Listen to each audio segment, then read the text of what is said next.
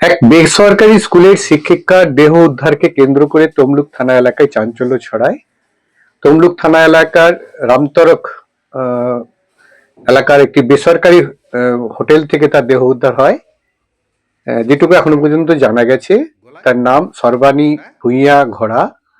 আর বাপের বাড়ি পশ্চিম মেদিনীপুরের ডেবরা থানা এলাকায় এবং শ্বশুর বাড়ি আহ, আহ, পূর্ব মেদিনীপুর জেলার পাঁশকুড়া থানার মেচকগ্রাম এলাকায়।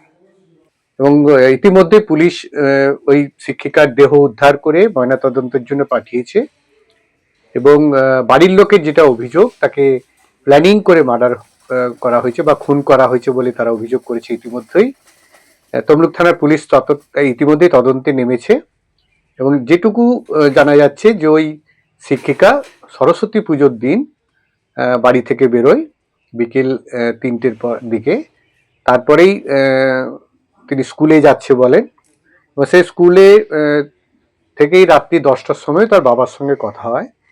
তার বাবা ইতিমধ্যেই জানিয়েছেন যে তার মেয়েকে প্ল্যানিং করেই খুন করা হয়েছে, তাকে পরিকল্পিতভাবে খুন করা হয়েছে এবং তার পূর্ণ তদন্ত তিনি দাবি করেছেন।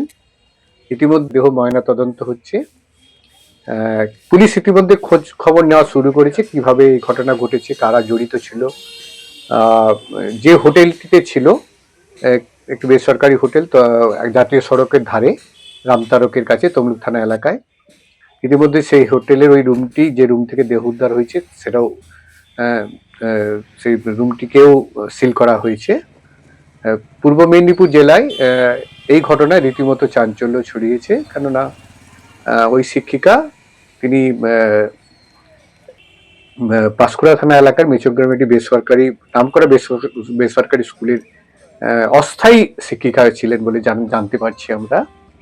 এবং এই ঘটনা ইতিমধ্যেই তমলুক থানার পুলিশ গুরুত্ব দিয়ে তদন্ত শুরু করেছে এবং পুরো ঘটনার সম্পূর্ণভাবে তদন্ত চলছে। এবং এই তদন্তের পরেই জানা যাবে যে এই শিক্ষিকাকে কিভাবে নিয়ে আসা হয়েছিল বা কিভাবে তাকে খুন করা হয়েছে, পুরো বিষয়টি আমরা তার বাবার বক্তব্য শুনে নেব। সর্বাণী ভূঁইয়া ঘোড়া, যিনি মৃত শিক্ষিকার নাম, 32 বছর বয়স।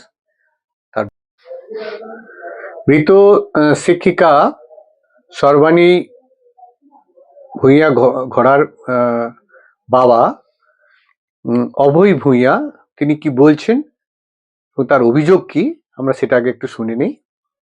এবং তার অভিযোগের ভিত্তিতেই কিন্তু ইতিমধ্যে তমলুক থানাতে তদন্ত শুরু হয়েছে, মামলা করা হয়েছে এবং পরবর্তী পদক্ষেপ পুলিশ তা তদন্ত করে যে অভিযুক্ত রয়েছে তাকে গ্রেপ্তার করবে, এমনই আশা করছে পরিবারের লোক।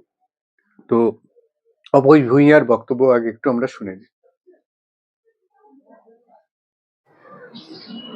আপনার মেয়ের হোটেল থেকে দেহ উদ্ধার হয়েছে, কি জানেন, কি বিষয়, কি ঘটনা? যেটুকু আমি জানি যে 23 তারিখ সরস্বতী পুজোর দিন ও বাড়ি থেকে বেরিয়ে আসে। ও একটা স্কুলে কর্মরত, সেখানে সরস্বতী পুজো উপলক্ষে আসে। তারপরে সেখান থেকে একটা গানের সূত্রে, আমার যেটুকু ধারণা যে কোনো কারোর সাথে গানের সূত্রে গিয়েছে কোথাও। গানের সূত্রে যাওয়ার পর আমাকে রাত্রিতে বেরিয়েছে, আমাকে বেরিয়েছে বিকেল 4টের সময়। রাত্রি 10টার সময় আমার সঙ্গে ফোনে যথারীতি কথা হয়েছে, বাবা তুমি খাওয়া দাওয়া করেছো? আমি বলছি হ্যাঁ এবার করবো। হ্যাঁ বলছে আমরাও খাওয়া দাওয়া করবো। এই যে আমাকে বললো যে স্কুলে আছি, কিন্তু স্কুল থেকে তখন গানে বেরিয়ে গেছে। স্কুলে আমি যখন খোঁজ নিই, স্কুলে বলেছে না এখান থেকে চলে গেছে, কোথাও একটা প্রোগ্রাম আছে সেখানে চলে গেছে।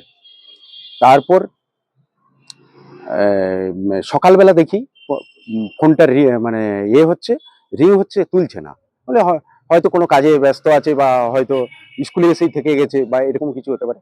তারপরে কিছুক্ষণ পরে সুইচ অফ হয়ে গেছে।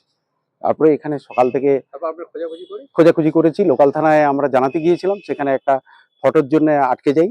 সকালবেলা আবার যাব লোকাল থানায়, জাস্ট জিডি করব, মিসিং ডায়েরি করব। কিন্তু তারপরেই সেই যাওয়ার আগেই এখান থেকে থানা থেকে ফোন গিয়েছে, যে তমলুক থানা থেকে জানিয়েছে যে আপনারা আসুন, আপনার মেয়েকে ডেড বডি পাওয়া গেছে, আপনি এখানে যোগাযোগ করুন। কি মনে করছেন দাদা আপনি? এটা মার্ডার, প্ল্যানিং মার্ডার পুরো।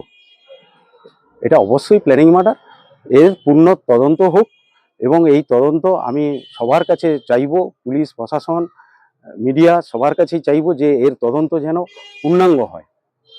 মানে ভূঁইয়া ঘোড়া শ্রাবণী ভূঁইয়া করা ঘোড়া বিবাহিত ছিল, বিবাহিত ছিল, বাচ্চাও রয়েছে। বাচ্চাও রয়েছে। তাহলে তো মানে পারিবারিক একবারে ইয়ে ছিল, পারিবারিক ছিল কোনো এবং murder মনে করো? পুরো প্ল্যানিং মার্ডার। এবং আমার মেয়ে খুব সহজ সরল এবং মানে এতটুকু একটা মানে পশু পাখিকে পেলেও খুব মানে তুলে আদর করা, তাকে প্রাণ ফিরিয়ে দেওয়া, এই ধরনের মানসিকতা তার। এখনো কি বাড়ির লোকের ভরসা রয়েছে তমলুক থানার উপর, এবং তমলুক থানার পুলিশ ইতিমধ্যে তদন্ত শুরু করে দিয়েছে, এবং সঠিক তথ্য তারা আশা করছে পরিবারের লোকরা পাবে এবং তদন্ত করে অভিযুক্তকে শাস্তি দেবে, এমনই আশায় তারা বুক বেঁধেছে।